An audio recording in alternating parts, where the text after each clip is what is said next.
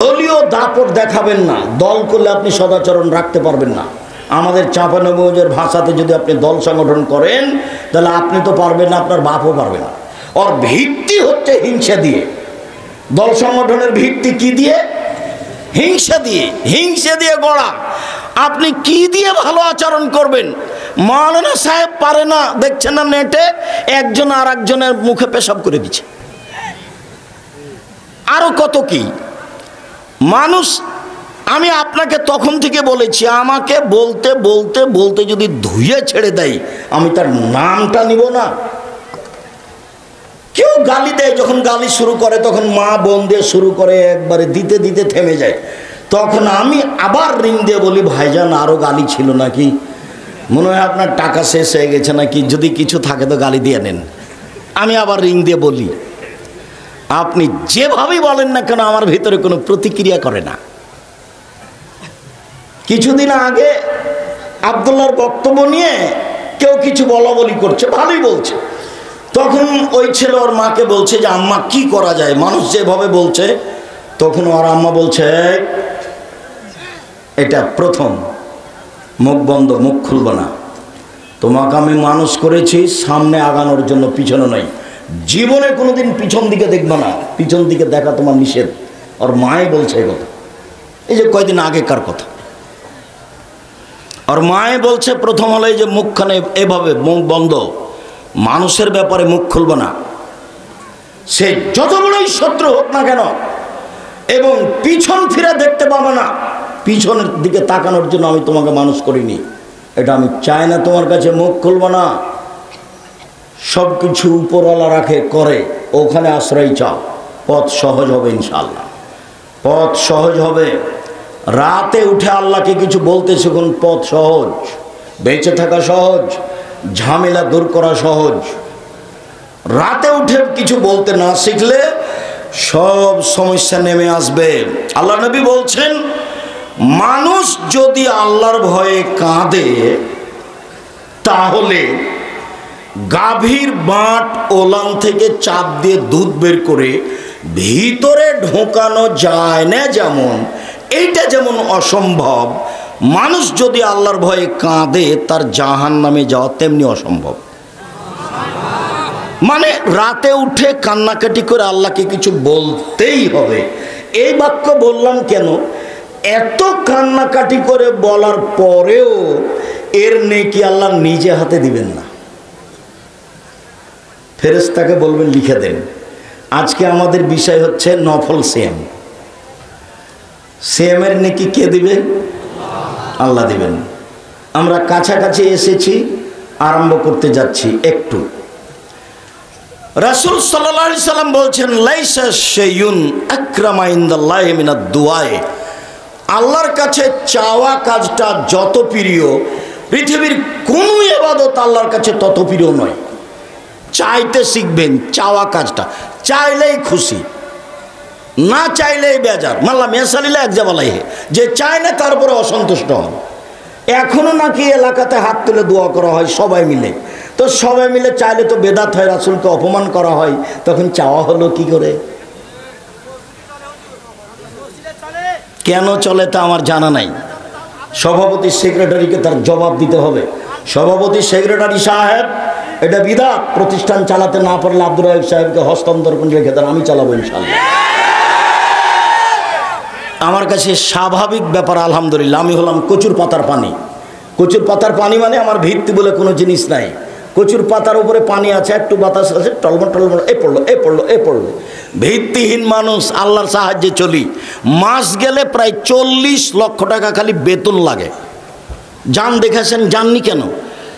40 বিঘা জমির উপরে চলে জামিয়া সালাফিয়া। 2200 ছেলে মেয়ে পড়াশোনা করে। এখন মেয়ে আছে 1000, 2200 আছে ছেলে।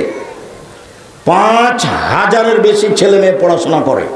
ইন্ডিয়ান শিক্ষক আছেন, বাংলাদেশি শিক্ষক আছেন, সৌদি আরবের শিক্ষক আছেন। যেটা রূপগঞ্জ নারায়ণগঞ্জে সেটা প্রায় 100 বিঘা জমির ওপরে। তানোরের যেটা মহিলা হতে যাচ্ছে প্রায় 77 বিঘা জমির ওপরে। বিদাত করবেন আর প্রতিষ্ঠান চালাবেন, এটা কেন? কে বুদ্ধি দিচ্ছে, পরামর্শ দিচ্ছে? জি না, বল হিসাব। এইরকম সভাপতি থেকে কি করবেন? যেখানে বেদাত হবে সেখানে আপনি থাকবেন, শিরক হবে যেখানে সেখানে কেন থাকবেন? হুজুর কোন সাহসে বেদাত করে? হাত তুলে দোয়া করলে আল্লাহ সন্তুষ্ট হন, ফিরে দিতে লজ্জা পায়, তোর ব্যক্তিগত ব্যাপার। পানি চাওয়া হলো সমষ্টিগত ব্যাপার। সবাই মিলে হাত তুলে দোয়া হবে। রাসূলকে অপমান করে প্রতিষ্ঠান চালাতে চান? ভালো হিসাব, প্রতিষ্ঠান ছেড়ে দিতে হবে। আমাকে ছেড়ে দেন, আমি দেখবো ইনশাল্লাহ। সম্মানিত দিনী ভাই বোন, বলছিলাম পৃথিবীর যে কোনো ইবাদতে অংশগ্রহণ করেন, সেই ইবাদতের নেকি আল্লাহ কিভাবে দিবেন? ফেরেশতাকে লিখে দিতে বলবেন। কিন্তু সিয়ামের নেকি আল্লাহ ফেরেশতাকে লিখে দিতে বলবেন না। সিয়ামের নেকি উনি ব্যক্তিগতভাবে দিবেন। কি দিবেন? তার ব্যাপার। জান্নাত দিবেন। সিয়াম শব্দের আভিধানিক অর্থ হলো বিরত থাকা। শরীয়তের পরিভাষায় ফজরের আজান থেকে নিয়ে সূর্য ডুবা পর্যন্ত খাওয়া পান করা, যাবতীয় অপছন্দ কথা ও কর্ম থেকে বিরত থাকার নাম সিয়াম। দাড়ি চেঁচে সিয়াম থাকা যায় না, রোজা থাকা যায়। রোজা মানে উপবাস থাকা, আর সিয়াম মানে বিরত থাকা। যাবতীয় অপছন্দ কথা কর্ম, স্ত্রী মিলন, খাওয়া পান করা থেকে বিরত থাকার নাম সিয়াম। একটা মহিলা ভ্যানিটি ব্যাগ হাতে করে ভুরু তুলে চিকন করে বাজার করতে গেছে, রোজা আছে, এ সিয়াম নেই।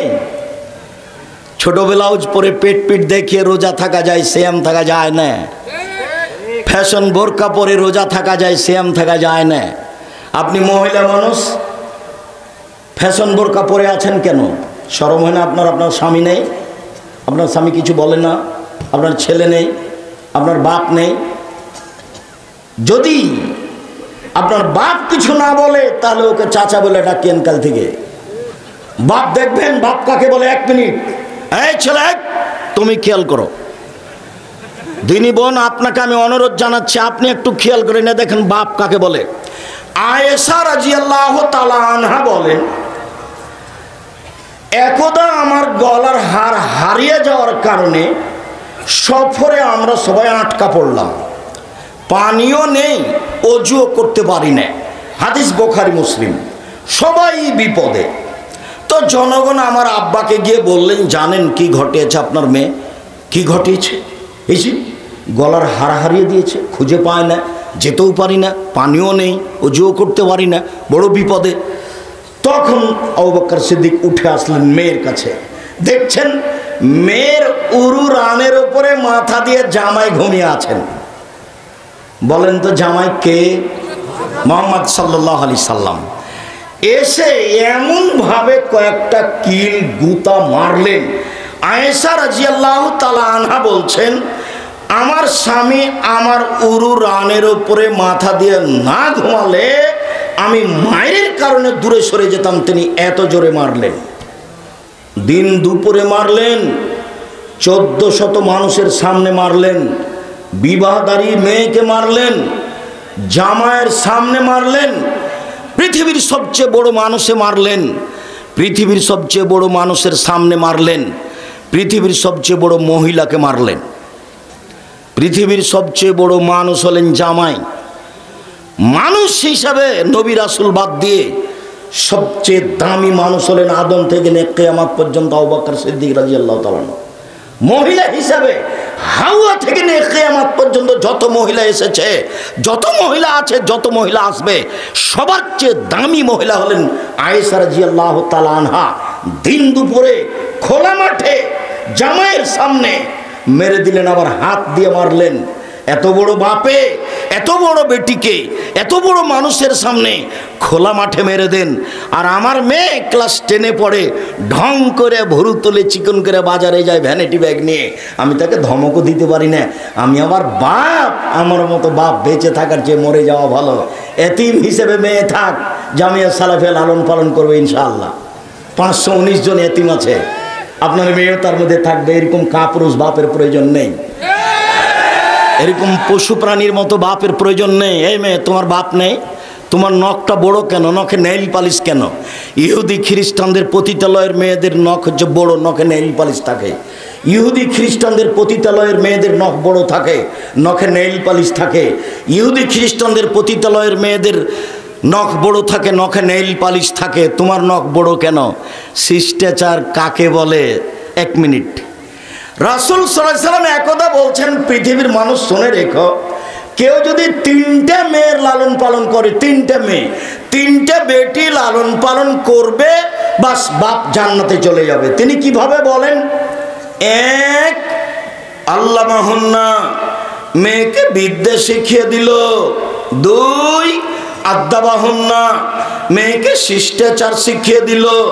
3, আহসানা ইলাইহিন্না, মেয়ের সাথে ভালো আচরণ করলো, খাস্টা মেস্টা করলো না। তাহলে বিচারের মাঠে এ মেয়েরা কুন্না লাহু সিতরান মিনান নার, জাহান্নাম থেকে অন্তরাল হয়ে যাবে। মেয়েরা বিচারের মাঠে বাপকে জান্নাতে দেওয়ার জন্য বেঁকে বসবে। ওইদিকে জাহান্নাম, এইদিকে পিতা, মধ্যে মেয়েরা। আল্লাহকে মেয়েরা বলবে, আমার আব্বাকে আগে জান্নাতে দিতে হবে, তারপরে কোনো কথা। এই দেখেন, মেয়েরা এভাবে বেঁকে যাবে। ওইদিকে জাহান্নাম আছে, আমি বলিনি, এ কথা মুহাম্মদ সাল্লাল্লাহু আলাইহি সাল্লাম বলেন। ওইদিকে জাহান্নাম আছে, এদিকে মেয়ের পিতা আছে, মধ্যে মেয়েরা। আমার আব্বাকে আগে জান্নাতে দিতে হবে, তারপরে কোনো কথা।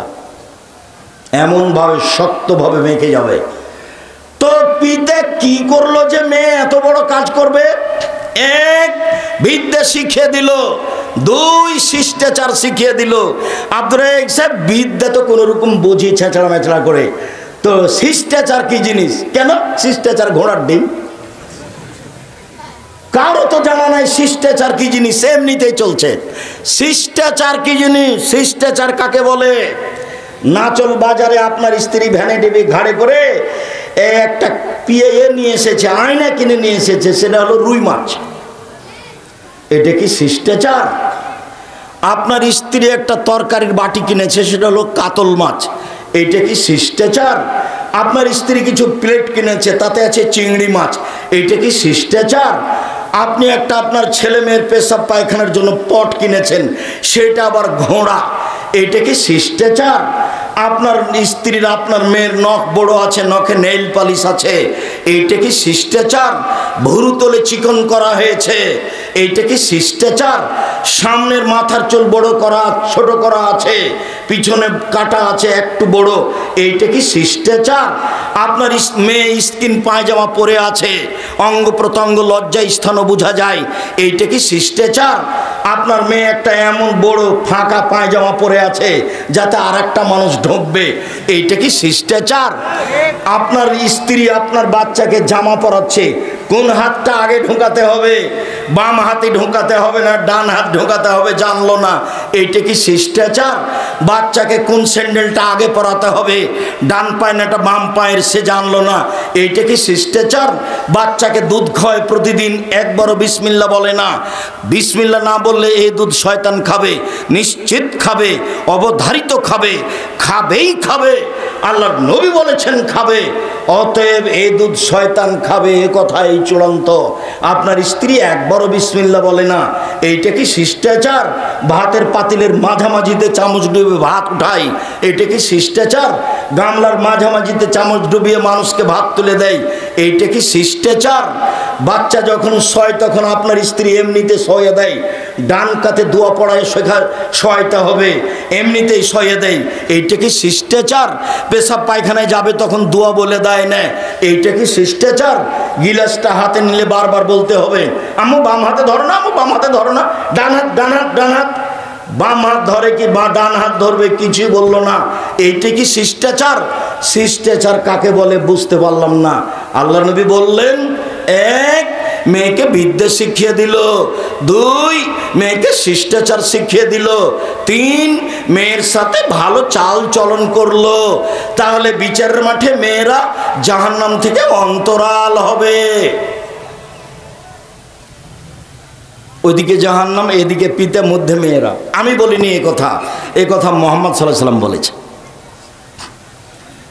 তাতে তিনি বলেছেন, 2টা যদি মেয়ে লালন পালন করে, ঢাকা মসজিদে বলছেন ভাইজান একটার খবর একটু বলেন না, একটা মেয়ে। আমি কি করে বলতে পারি? আল্লাহ নবী যে কিছু বলেননি, কে বুদ্ধি দিল আপনাকে একটা ছেলে একটা মেয়ে যথেষ্ট? কোন কথা 10-12টা ছেলে মেয়ে হবে, 2-1টা মারা যাবে, নগদ জান্নাত পাবো, জান্নাত ইনশাআল্লাহ। ছেলে দিয়ে পাবো, মেয়ে দিয়ে পাবো। আবার একটু বলি তো, এখন 2টার কথা বলি, একটার কথা তো নাই ভাইজান, কি করা যায় বলেন? আমি তো আর একটু বাড়াতে পারি না, আল্লাহ রসুল তো ওই পর্যন্তই বলেছেন। এখন বলছেন কেউ যদি 2টা মেয়ের লালন পালন করে, 2টে, তাহলে সেই পিতা আর আমি জান্নাতে এভাবে থাকবো, জমা করা আছে। আর কেউ যদি এতিমের লালন পালন করে, সেই লোকটা আর আমি জান্নাতে এভাবে থাকবো। এই 2টা আঙ্গুলি দেখালেন, তখন ফাঁকা করলেন, একসাথে নয়, একটু দূরে থাকবে। এতিম মেয়ে যদি 2টা লালন পালন করে, তাহলে নবীর সাথে এভাবে থাকবে। বুঝা যায় না নাকি? দিনী বোনেরা, আপনারা বুঝছেন? আবর্জনা হয়ে গেলেন কেন বাপের জন্য? আবর্জনা হয়ে গেলেন কেন? হঠাৎ করে বের হয়ে যান কেন? নগ্ন হয়ে ল্যাংটা হয়ে আর একজন মানুষের ক্ষতি করেন কেন? দেখছেন না বাপের কেমন উপকার? 10টা ছেলে মাস্টার ডিগ্রি পাস করালে 1 নেকিও হবে না। ইন্না লিল্লাহি ওয়া ইন্না ইলাইহি রাজিউন। এতক্ষণ ভালোই ছিলাম আব্দুর রাজ্জাক সাহেব, এইটা না বললেই ভালো হতো। আমি কি করি বলেন? আল্লাহ নবী কিছু বলেননি। 10টা ছেলেকে যদি আপনি মাস্টার ডিগ্রি পাস করেন, 1 পয়সা লাভ হবে না। তো তাহলে পড়াবো কেন? জন্ম দিয়েছেন এই জন্য। শুধু কি পড়াবেন? জন্মের সাথে সাথে তাকে তাহানিক করতে হবে। পরহেজার মানুষের কাছে গিয়ে খেজুর মুখে চাবিয়ে বাচ্চার জিভার উপরে দিয়ে দিতে হবে। 2, 7 দিনের দিন আকিকা দিতে হবে, দিতেই হবে। এটা কুরবানি নয়, এটা নেকির কাজ নয়, বাপের জিম্মেদারি। ছাগল কানা হোক, ল্যাংড়া হোক, খোড়া হোক, 2 মাসের হোক, 5 মাসের হোক, দাঁত থাক আর না থাক, 7 দিনের দিনে আকিকা দিতে হবে। 14 দিনে চলে না, 21 দিনে চলে না, জীবনে 1 দিন চলে না। 7 দিনের দিন মাথা নেড়ে করতে হবে। চুল সমপরিমাণ রূপা দান করতে হবে। 7 দিনের দিন নাম রাখতে হবে। এটা আকিকা, এটা বাপের জিম্মেদারি। প্রয়োজনে কর্জ করে দিবে, প্রয়োজনে ভিক্ষা করে দিবে, দিতেই হবে। কুরবানি তো বড় ইবাদত, জান্নাত পাওয়া যাবে। টাকা আছে দেন, নেই তো দিয়েন না। আর এটা আকিকা, আমাদের চাঁপাইনবাবগঞ্জের ভাষাতে আপনাকে দিতে, আপনার বাপকে দিতে হবে। এতদিন যা বুঝেছেন, এটা উল্টা বুঝেছেন, এখন ভালো করে বুঝে নেন। কুরবানি মানে চোখ দেখো ঝকঝকে কি না, কুরবানি মানে কান দেখো সুন্দর ঝকঝকে কি না, কুরবানি মানে দাঁত দেখো দাঁত উঠেছে কি না, কুরবানি মানে লেজ দেখো সুন্দর আছে কি না, কুরবানি মানে খুর দেখো ভাঙাচোরা আছে নাকি, কুরবানি মানে সুন্দর মোটা তাজা কি না, টাকা বেশি আছে রাজস্থান থেকে উট নিয়ে এসে দিব, টাকা কম আছে গরু দিব, টাকা কম আছে খাসি দিব, তার চেয়ে কম আছে ছাগি দিব, তার চেয়ে কম আছে ভেড়া ভেড়ি দিব। ভাগে কে দিতে বললো? আমি বলিনি, হুজুর না হয় বলেছেন এভাবে। কে বলে যাওয়া আগে চলবে না রে? আমি এ কথা বলিনি। ওটা ভিন্ন জিনিস, বড় ইবাদতের জিনিস। সম্মানিত দিনী ভাই বোন, মহান আল্লাহ বলেন, পৃথিবীর মানুষ তোমরা সিয়াম পালন করো, তোমাদের উপরে ফরজ করা হয়েছে। অতীতের মানুষের উপরে সিয়াম ফরজ করা হয়েছিল। সম্মানিত দিনী ভাই বোন, আজকের আলোচনা নফল সিয়াম। আগে একটু বলি সিয়াম কি জিনিস। আবু সাঈদ খুদরি রাদিয়াল্লাহু তাআলা আনহু বলেন, আব্দুল বাসির আমাকে বলছিল যে আপনাদেরকে একটু আগে আসতে হবে, যদি জায়গা থাকে আগে আসবেন, আর যদি জায়গা না থাকে তাহলে দয়া করে যে যেখানে আছেন, আমি আপনার জন্য এসেছি, আপনার কিছু না কিছু উপকার করব ইনশাআল্লাহ, এবং আপনার জন্য কথা মনে থাকবে, আমি আশাবাদী ইনশাআল্লাহ। আপনার উপকারের জন্যই এসেছি, দয়া করে ফাঁকি দেওয়ার চেষ্টা করিয়েন না, নিজেকে ফাঁকি দিয়ে নিজের ক্ষতি করে ভুল পথে যায়েন না। আমাকে দেখতে পান আর না পান, যে যেখানে আছেন বসে হোক দাঁড়িয়ে হোক, আপনি কিছুক্ষণ অপেক্ষা করেন, ইনশাল্লাহ আপনার কিছু না কিছু উপকার করব ইনশাল্লাহ। সম্মানিত দিনী ভাই বোন, আবু সাঈদ খুদরি রাদিয়াল্লাহু তাআলা আনহু বলেন, কেউ যদি একদিন সিয়াম থাকে আল্লাহকে সন্তুষ্ট করার জন্য, তাহলে জাহান্নামকে তার থেকে 70 বছরের পর দূরে সরিয়ে দেওয়া হবে। 1 2 রাসূল সাল্লাল্লাহু আলাইহি ওয়াসাল্লাম বলেন, কেউ যদি একদিন সিয়াম থাকে আল্লাহকে সন্তুষ্ট করার জন্য, তাহলে তাকে জাহান্নাম থেকে 100 বছরের পর দূরে সরিয়ে দেওয়া হবে। 3 আল্লাহ নবী বলেন, মান সামায়ামান ফি সাবিলিল্লাহ জালাল্লাহু বাইনাহু ওয়া বাইনা খান্দাক কামা বাইনা সামাই ওয়াল আরজ। একদিন সিয়াম থাকলে তার মাঝে আর জাহান্নামের মাঝে 500 বছরের পথ ব্যবধান হবে। 1 70 বছর, 2 100 বছর, 3 500 বছর, ফলাফলে জান্নাত। তো একদিন সিয়াম থাকলে নেকি হবে না জান্নাত হবে? জান্নাত হবে। এখানে নেকির কথা নেই। যদি আপনি একটা মানুষকে মাটি দিতে যান, জানাজা পর্যন্ত থাকেন, তো 1 কেরাত নেকি। যদি মাটি দেওয়া জানাজাতে না, মাটি দেওয়া পর্যন্ত যদি থাকেন তাহলে 2 কেরাত নেকি। আল্লাহ নবী বলছেন 1 কেরাত হলো উহুদ পাহাড়ের সমান।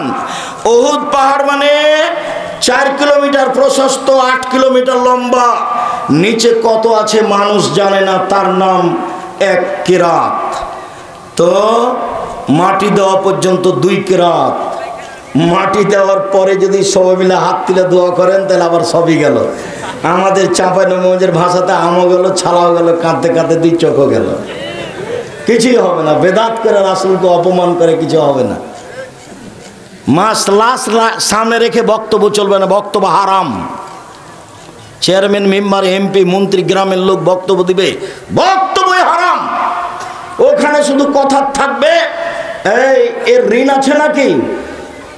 তো ছেলেরা দাঁড়িয়ে বলবে, ভাই দাঁড়িয়ে বলবে, ঠিক আছে আমার ভাইয়ের কোনো যদি ঋণ না থাকে কেউ জানাই, তাহলে আমি জিম্মেদারি নিলাম। আর ঋণ কেউ যদি জিম্মেদারি না নেয়, তার যদি ব্যাংকের ঋণ থাকে তাহলে জানাজা হবে না, বাড়ি চলে যাবে। সাদ করে ব্যাংক থেকে টাকা নিয়ে বাড়ি করেছে, নাচল বাজারে বাড়ি করেছে, ব্যাংকের ম্যানেজার ব্যাংক থেকে টাকা উঠিয়ে বউ খুশি, ছেলেরা খুশি, ধর্ম পাগল হয়ে গেছে, জানাজাই হবে না। হুজুর জানাজা করে দিয়েছে, তো হুজুর করে দিয়েছে, তো এখন কি করা যাবে? এই কথাটা ছাড়া কোনো কথা চলবে না। এর নাম শরীয়ত। মুহাম্মদ সাল্লাল্লাহু আলাইহি সাল্লামের নীতিতেই জানাজা হবে। এই যে কথায় কথায় কথা আছে, মহিলা বৈঠকের কথা শুনলে খালি আমি এত কষ্ট পাই, কি দিয়ে যে আমি মহিলাটাকে বলি, ছি ছি ছি ছি ছি ছি। আপনাকে কে বললো এই কথা? আপনি কেন পেট চেপে পেশাব পায়খানা বের করলেন? এটা তো হারাম। আপনি কেন এখন নখ কাটলেন? এটা তো হারাম। আপনি কেন এখন মুচগোপ আপনার স্ত্রী ছোট করলো? এটা তো হারাম। কেন আপনি এখন নিচের লুম পরিষ্কার করলেন? এটা তো হারাম। শ্বাস বন্ধ হয়ে গেছে, সব বিধান বাতিল। এখন অজু দিয়ে গোসল দিতে হবে, বাস। শ্বাস ছিল তখন গোপ কাটতে হতো, মুচ কাটতে হতো। শ্বাস ছিল তখন নখ কাটতে হতো। শ্বাস ছিল তখন নিচের লুম পরিষ্কার করতে হতো। সব নবীর বৈশিষ্ট্য 10টি। সব নবী একই খাসলত, সব নবীর একই স্বভাব। 1 মুচ কেটে ফেলা, ব্লেড দিয়ে নয়, কেঁচি দিয়ে। 2 দাড়ি বড় করা। দাড়ি চেঁচে ফেললে অভিশাপ হবে। দাড়ি চেঁচে ফেললে মানুষ নারী হতে চায়। দাড়ি চেঁচে ফেললে চোখের পাওয়ার কমে যাবে। দাড়ি চেঁচে ফেললে স্ত্রী মিলন ক্ষমতা কমে যাবে। দাড়ি চেঁচে দিলে মহিলার সাদৃশ্য হয়, এর জন্য অভিশাপ হবে। সব নবীর খাসলত, স্বভাব, বৈশিষ্ট্য, অভ্যাস, নীতি ছিল দাড়ি ছেড়ে দেওয়া। 3 পেশাব পায়খানার পরে পানি দিয়ে পবিত্রতা অর্জন করতে হবে, সব নবীর নীতি। পানি না থাকলে ঢেল টিস্যু পেপার, আগে ঢেল টিস্যু পেপার পরে পানি, এটা নগদ মিথ্যে। সব নবীর শিষ্টাচার, পেশাব পায়খানার পরে পানি দিয়ে পবিত্রতা অর্জন করতে হবে। পানি না থাকলে ঢেল টিস্যু পেপার, আবার ঢেল টিস্যু পেপার নিয়ে 40 কদম হাঁটা নোংরামি। পায়ের ওপরে পা তোলা বেহায়াই, খক খক করে কাশা আরো বেহায়াই। যদি 40 কদম হাঁটতেই হয়, পায়ের ওপরে পা তুলতেই হয়, যদি খক খক করে কাশতেই হয়, তাহলে আপনার স্ত্রীকে করা লাগবে না?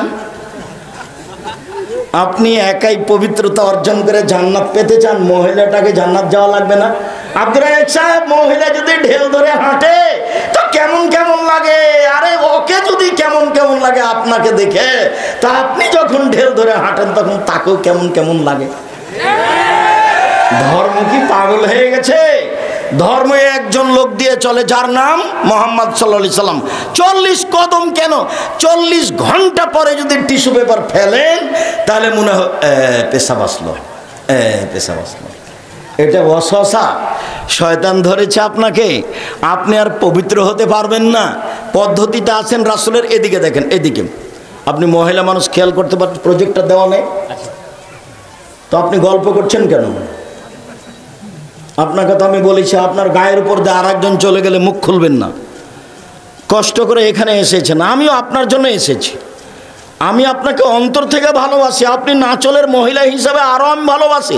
কেউ যখন নাচল বলে পরিচয় দেয় তখন আমার অন্তরটা ভিন্ন হয়ে জেগে ওঠে। 1-2 দিন পড়িনি, 8 বছর যাবৎ পড়েছি।